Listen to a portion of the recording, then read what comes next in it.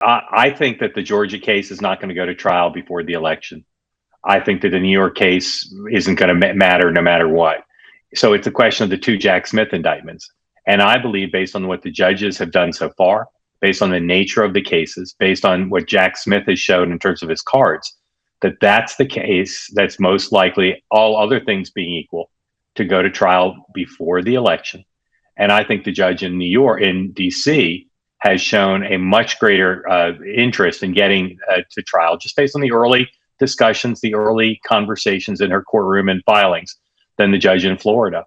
And I think that the entire election could hinge, leaving aside Cornel West for a moment, on whether Donald Trump is convicted before Election Day or not.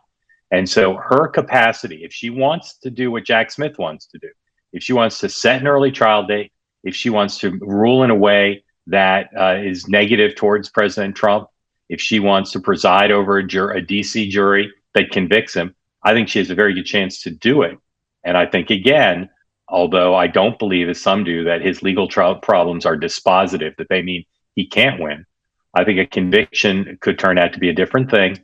And I think, again, she's got as much control over whether he's convicted as anybody else in America right now. I agree. It's funny, when I've been asked about each one of these felonies, I think that I've always distinguished between the political and the PR and the legal. And I think the political pieces, it's made him stronger. He's raised more money. He's hardened the base. But I agree with you. The legal situation in D.C., there's no jury that I think, if you look just as take a generic Republican, you're looking at 92-8, 93-7 in terms of how D.C. votes. You add in Donald Trump, who's much more polarizing than generic Republican.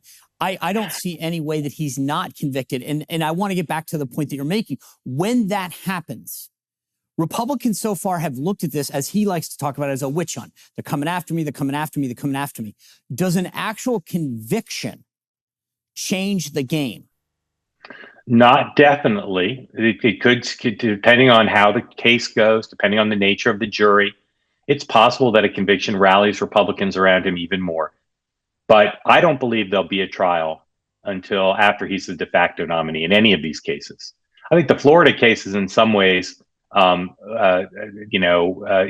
straightforward in terms of the legal case. But as you said, the D.C. jury will be not favorable towards him. The Florida jury, because it's the northern part of southern Florida, I think he could get an acquittal regardless of the strength of the case.